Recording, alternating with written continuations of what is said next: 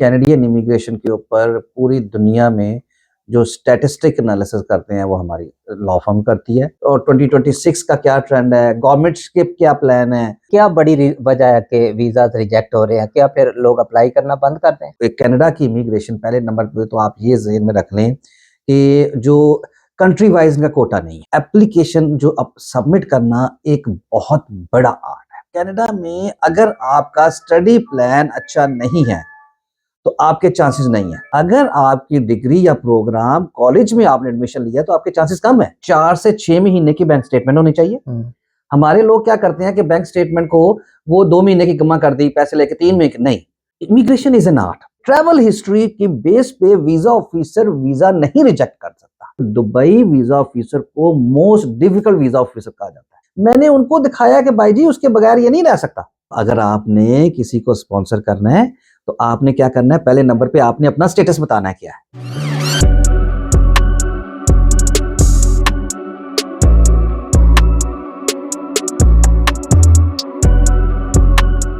बिस्मिल्लाहिर्रहमानिर्रहीम। ख़वातीन व हज़रात, हमारा आज का मौजू कैनेडियन इमिग्रेशन है। मेरे साथ दो बहुत ही मोतबर लॉयर्स मौजूद हैं। एक जनाब मलिक सलमान साहब हैं, आप इनसे वाकिफ़ हैं क्योंकि इनका पहले मैं एक पॉडकास्ट कर चुका हूँ। मेरे साथ जनाब डॉक्टर मोहम्मद इब्रार साहब भी मौजूद हैं जो कि विनीपेग से तशरीफ़ लाए हैं। डॉक्टर साहब ने लॉ में PhD कर रखी है और बहुत वसी तजर्बा रखते हैं कैनेडियन इमिग्रेशन में। तो आज हम इनसे बातचीत करेंगे। पहले मैं दोनों अपने मेहमानों को वेलकम करता हूं अपने प्रोग्राम में, और मैं चाहता हूं कि अपना थोड़ा सा मुख्तसर सा तारुफ भी करवा दें। तो मलिक सलमान साहब please. Thank you very much Malik साहब। जैसा कि आप मुझे जानते हैं कि मेरा नाम मलिक मोहम्मद सुलेमान है। मैं अमीर लॉ ऑफिस के नाम से पिछले 10 साल से जो है वो प्रैक्टिस कर रहा हूँ यहाँ लोकल टोरंटो में। तो आज के हमारे जो ख़ुसूसी मेहमान हैं वो डॉक्टर मोहम्मद इब्रार साहब हैं। उन्होंने हमें जो है उनको ये मौका दिया, वो हमें विज़िट कर रहे हैं विनीपेग से स्पेशली। आज वो स्पेशली अल्मोरज इंस्टीट्यूट कनाडा को विज़िट करने के लिए आए। तो डॉक्टर साहब जो है एक इमिग्रेशन लीडिंग लॉयर हैं। वो one of the highest Google review उनके जो है कनाडा में है, और साउथ एशियन कम्युनिटीज़ में जो है वो one of the biggest name जो है वो डॉक्टर मोहम्मद इब्रार साहब हैं। वो रिसर्च स्कॉलर भी हैं, और उसके अलावा जो है वो इमिग्रेशन के मामलात में एक वसी तजर्बा रखते हैं। तो मैं चाहूँगा डॉक्टर इब्रार साहब आपसे जो है वो खुद अपना तारफ़ करवाएं। Thank you. ये डॉक्टर साहब। My name is Dr. Mohammed Abrar. Immigration law firms immigration Canada के ऊपर सबसे अल्लाह ताला का शुक्र है, फजल है कि कैनेडियन इमिग्रेशन के ऊपर पूरी दुनिया में जो स्टैटिस्टिक एनालिसिस करते हैं वो हमारी लॉ फर्म करती है। स्टैटिस्टिक एनालिसिस का फ़ायदा आपको क्या होता है कि ये of course in every practice के आप कहते हैं कि we need to follow the rules and regulation. मेरा अपना ख्याल है कि इमिग्रेशन में सबसे इम्पॉर्टेंट चीज़ जो है वो ट्रेंड है। अगर आपको पता है कि ट्रेंड किस तरफ जा रहा है, ताकि आप उस कैटेगरी में अप्लाई करेंगे तो आपके सक्सेस चांस ज़्यादा होंगे। तो ट्रेंड कैसे पता चलता है? आपको डिजिट्स के थ्रू। तो हमारी लॉ फर्म की स्पेशलाइजेशन ये है, आप यूट्यूब या लिंक्स वगैरह में देख सकते हैं। Just you can Google it, right my name, you will find everywhere to me. So उसमें आप मेरे स्टैटिस्टिक्स देखेंगे, overall for example visit visa की रिजेक्शन कितनी है, स्टडी परमिट्स किए हैं, और 2026 का क्या ट्रेंड है, गवर्नमेंट्स के क्या प्लान है। तो अगर उस हिसाब से अगर आप अपना अप्लाई करें तो उसमें बहुत ज़्यादा आपके चांसेस ज़्यादा हो जाते हैं। जी डॉक्टर साहब, कुछ सवालात ले लेते हैं। पहले मुझे, चूंकि अभी आपने रिजेक्शन की बात की, तो मुझे ये बताएं कि ये पाकिस्तानी लोगों के वीज़ाज बहुत ज़्यादा रिजेक्ट हो रहे हैं, इमिग्रेशन के भी चांसेस बहुत कम हो गए हैं। तो ये ज़्यादा आप क्या समझते हैं? आप स्टैटिस्टिक्स के माहिर हैं, ये क्या बड़ी वजह है कि वीज़ाज रिजेक्ट हो रहे हैं? क्या फिर लोग अप्लाई करना बंद कर दें?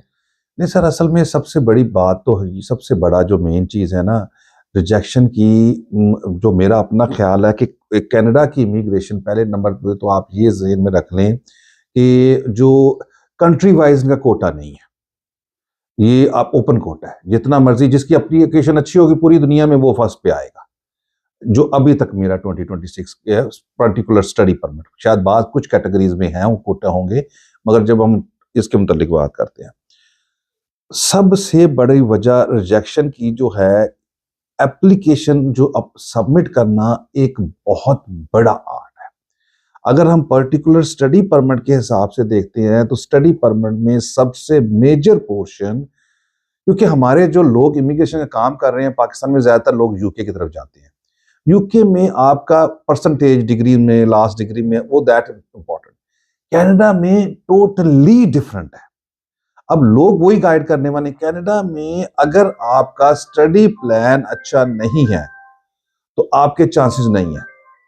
स्टडी प्लान बहुत इंपॉर्टेंट है आपकी इमिग्रेशन की सक्सेस के लिए, और ये आर्ट है। अब स्टडी प्लान बनाना जो है ना, क्योंकि मेरी किस वजह से ये स्ट्रेंथ है स्टडी प्लान, उसकी सबसे बड़ी वजह स्टडी प्लान मेरा स्ट्रेंथ इस वजह से कि मेरा बैकग्राउंड एकेडमिक है। स्टडी प्लान में आपकी जितना मेरा तो यहां तक बिलीव है कि 60 से लेके 80% तक आपका study plan it matters a lot. और उसकी अच्छा स्टडी प्लान होगा, और अगर आपने उसको प्रॉपर जस्टिफाइज की चीजें की हैं तो मलिक साहब इंडोर्स करेंगे। उससे फायदा क्या होगा कि अगर आपका केस रिजेक्ट भी हो जाता है तो फिर आप जुडिशियल रिव्यू में जाके वो आपको डिसीजन को रिवर्स करवा सकते हैं। मगर इसके सेम अगर उसको रिकंसिडर के लिए दोबारा भेज देंगे उसको ऑफिसर को कि आप दोबारा इसको केस को ओपन करें, उसमें आपके चांसेस बहुत ज्यादा हो जाते हैं। मगर इस वजह से मेरा ये है कि अगर आप अच्छा, फिर दूसरी तरफ अगर हम देखते हैं कि 2023 और 24 में जो कोटा था ना जी इमिग्रेशन का इंटरनेशनल स्टूडेंट का, वो 600,000 था। अब जो कि कम होके 150,000 रह गया। अच्छा, बहुत ज्यादा। अब आपको इसमें और भी चाहिए कि आपका स्टडी प्लान्स। अच्छा, फिर ये एक और वजह भी है कि अब आपको ये पता है कि लोकल इस टाइम, क्योंकि आप लोकल जब प्रैक्टिस कर रहे होती हैं, जैसे आप एज ए कंसल्टेंट हैं, कि जब आपको लोकल जो लोग इधर से काम कर रहे हैं उनको ट्रेंड का पहले पता चलता है। जैसे आजकल क्या हो गया है कि कॉलेजेस बंद कर दिए गवर्नमेंट कर रहा है सारे। ठीक है। इसका दूसरा मकसद ये भी है कि अगर आपकी डिग्री या प्रोग्राम कॉलेज में आपने एडमिशन लिया तो आपके चांसेस कम है। राइट। आपने यूनिवर्सिटी में तक लेना है और कोशिश करनी है। अब ये जो स्टडी परमिट है ना जी, आप सक्सेसफुल होने के लिए इस series of events make a perfect application. आपका आइल्स कितना अच्छा है, आपकी यूनिवर्सिटी की रैंकिंग कितनी अच्छी है, और फिर आप में जो लास्ट जो कि मोस्ट इंपॉर्टेंट थिंग है आपका स्टडी प्लान, ठीक है, और कितना और जस्टिफाइबल है with through proper case law and everything, you can protect that one. और अगर वर्स्ट केस में अगर आपकी रिजेक्शन होती है फिर आप डेफिनेट जुडिशियल रिव्यू में जाएं, आपके बहुत अच्छे चांसेस होते हैं। ठीक है। डॉक्टर साहब, मेरा एक सवाल है कि जो मलिक साहब ने से पूछा कि रिजेक्शन की क्या वजह है।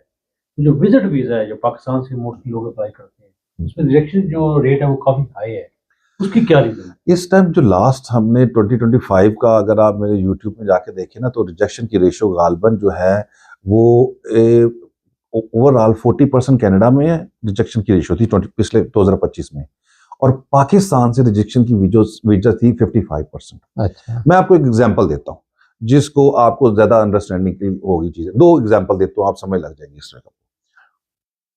एक चीज है कि सबसे ज्यादा जो है ना एक सिस्टम है इमिग्रेशन का जिसमें जो है ना जी शनाक, ये अब AI जो यूज होने लग गया बहुत ज्यादा इमिग्रेशन में, IRCC यूज करती ठीक है। है। उस सिस्टम के ऊपर जो डिस्प्ले में आता है ना सबसे ज्यादा, वो मैं देख रहा था एक प्रेजेंटेशन में सिर्फ फाइनेंस का आता है। ठीक है। अब अगर आप ये देखें कि अब फाइनेंस कितना होना चाहिए, जब हम फाइनेंस सफिशिएंट इनकम कितनी है, तो हमें केस लॉ देखनी है। केस लॉ में वेरी क्लियर कट लिखा हुआ है सस्टेनेबल सफिशिएंट इनकम। अब सस्टेनेबल का मतलब क्या है कि 4 से 6 महीने की बैंक स्टेटमेंट होनी चाहिए। हमारे लोग क्या करते हैं कि बैंक स्टेटमेंट को वो 2 महीने की जमा कर दी पैसे लेके, 3 महीने की नहीं। सस्टेनेबल, सॉरी जो वर्ड यूज हुआ है लॉ में, केस लॉ में, sustainable and consistent bank statement. Okay. और ये 20,000 से ऊपर होनी चाहिए, कैनेडियन डॉलर में बात कर रहा हूं। अच्छा, अगर आपकी ये सस्टेनेबल कंसिस्टेंट है बैंक स्टेटमेंट, अगर आपकी रिजेक्शन हो आप जुडिशियल रिव्यू में जाएं। मैंने पिछले दिनों कोई, आजकल रिजेक्शन की बहुत ज्यादा इशू है, पिछले 3-4 महीने में मेरे बेतहाशा केस जुडिशियल रिव्यू में सक्सेसफुल हुए हैं। ओके। अगर art, immigration is an art. अच्छा, अब दूसरा इसकी दूसरी अब जाते हैं, एक तो मैंने ये फाइनेंस की बता दी, दूसरी वजह ये है, आप एक बंदे का वीजा अप्लाई किया, मलिक साहब आपके वाला साहब का वीजा अप्लाई किया, अब एक बंदे ने कर लिया, अब आपने क्या करना है, अपनी जो आपने जो एक्सप्लेनेशन लेटर साथ लगाना है, उसमें आपने बताना है कि ये इनकी ये एज है और इनकी ट्रैवल हिस्ट्री नहीं है, और उस ट्रैवल हिस्ट्री में आपने एक केस ला है कैनेडियन इमिग्रेशन का, I am not sure about that, memory old हो गया ज्यादा, वावा का केस है। वो वावा केस जो है फेडरल कोर्ट ने डिसाइड किया हुआ, उसने कहा है कि ट्रैवल हिस्ट्री की बेस पे वीजा ऑफिसर वीजा नहीं रिजेक्ट कर सकता। That's very good point. हाँ जी, अब आपने डाल दिया, अब आपने वीजा ऑफिसर को रोक दिया है कि वो इस बेस के ऊपर रिजेक्शन नहीं देगा। ठीक है। इसी तरीके से आप दूसरे केस लगा के उसको डिफाइन करेंगे। ओके। उसका फायदा क्या होगा आपको कि जब वो आपका केस रिजेक्ट करता है तो आप अगर रिकॉन्सिडरेशन में जाएंगे और जुडिशियल रिव्यू में जाएंगे तो it's very very very presentable case over there. अब एक आदमी के पास चले गए हैं, अब जो ऑफिशियल रिप्रेजेंटेटिव नहीं है, उसने आपका केस रिप्रेजेंट किया है, अब उसमें केस ला उसने नहीं किए, डिफाइन किए हुए सारा कुछ, या फिर ट्रैवल हिस्ट्री नहीं है, उसने वो केस ला नहीं लगाया, तो अगर उसकी बेस पे जुडिशियल रिव्यू लगाएंगे चांसेस हैं उसके भी, मगर अगर जब आपने पहले डिफेंड किया है तो रिकॉन्सिडरेशन में मलिक साहब आपके चांसेस बहुत ज्यादा हो जाएंगे। वैलिड पॉइंट होगा। तो डॉक्टर साहब ये तो आपने बताया कि finance is one of the reason, उसमें जो एक आम जो कॉमन रीजन जो रिजेक्शन की होती है विजिटर वीजा में, वो जो है वो ties with the land of origin. बिल्कुल। अच्छा, अब ये बहुत ज्यादा जो है ना, आपको ये प्रूव करना है कि आपके जब आपने वापस आना है तो आपने वापस जाने की टाइज कौन कौन सी है जी। अब फॉर एग्जांपल मेरे पास एक क्लाइंट आया है, मलिक साहब आपके भाई ने वीजा अप्लाई किया है, मेरे पास जब भी पेरेंट्स का वीजा अप्लाई करने के लिए कोई आता है, मैं हमेशा ये कहता हूं कि सबसे पहले आप ऐसे करें, मेरे पास रिजेक्ट केसेस हुए आते हैं और मैंने दोबारा लगाए और बेतहाशा लगे हैं, मैं क्या करता हूं, आपने अपने वालिद और वालदा का वीजा लगाना है। आपकी वालदा के लिए सबसे स्ट्रॉन्ग टाई क्या है पिछले बैकों में? आपके वालिद साहब जी। तो अब आप दोनों का वीजा इकट्ठा अप्लाई कर देंगे तो रिजेक्शन के चांस ज्यादा कर दिया आपने। आप क्या करें, पहले सबसे पहले अपने वालदा का वीजा अप्लाई करें, जिसके चांसेस हैं 80-90% इंक्रीज, उनको तो ले ना, उसे सिक्योर करें, वो लग गया, उसके बाद फिर आप अपने वालिद साहब का करें और उसके टाइज दिखाएं। अब टाइज जब आपने दिखानी है ना, तो आपने जब पाकिस्तान से वीजा अप्लाई कर रहे हैं तो वो वाला ज़ेन नहीं रखना, आपने देखना है कि यहां जो वीजा ऑफिसर बैठा हुआ है उसने क्या सोचना है। एक और भी चक्कर है कि दुबई वीजा ऑफिसर को मोस्ट डिफिकल्ट वीजा ऑफिसर कहा जाता है। उसकी वजह क्या है कि उस रीजन में आबादी बहुत ज्यादा है, रिजेक्शन रेशो बहुत हाई है, मगर आपने जो अब उसमें बैक टाइज क्या दिखानी है, उसके पास फॉर एग्जाम्पल एक मैं आपको एग्जाम्पल देता हूँ, ये ज्यादा अच्छा होगा समझने के लिए।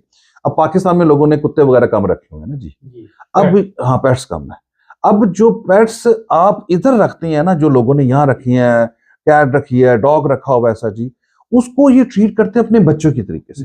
वो आपके इंपॉर्टेंट टाइज है, दैट्स इंपॉर्टेंट। अब मैंने जब भी मेरे कुछ आए हैं लोग, किसी ने कोई पैरट रखा हुआ है, किसी ने डॉग रखा हुआ है, कैट, मैंने उनको दिखाया कि भाई जी उसके बगैर ये नहीं रह सकता। ठीक है। अच्छा, एक और केस पिछले दिनों मैंने देखा, बड़ा इंटरेस्टिंग केस था। मेरे पास एक खातून आई, उन्होंने क्या किया हुआ था, उनका पीछे केस चल रहा था डाइवोर्स का, वो अपने बच्चे को साथ लेके ट्रैवल करने के लिए आई, तो अब उसमें क्या हुआ कि उस बच्चे की कस्टडी का केस चल रहा था, तो पेरेंट्स से 3 वीक की उसके फादर से उसको कोर्ट ने अलाउ किया कि तुम विजिट कर सकते हो। ठीक है। तो इसका मतलब है कि कोर्ट कितना अच्छा आपको मिल गया टाइज का, पीछे उसका केस चल रहा है, वो बच्चा 3 वीक से ज्यादा उसको छुट्टी अलाउ ही नहीं है, तो आप वीजा ही सिर्फ 3 वीक का अप्लाई कर रहे हैं, तो ये भी एक स्ट्रॉन्ग टाइज है। ठीक है।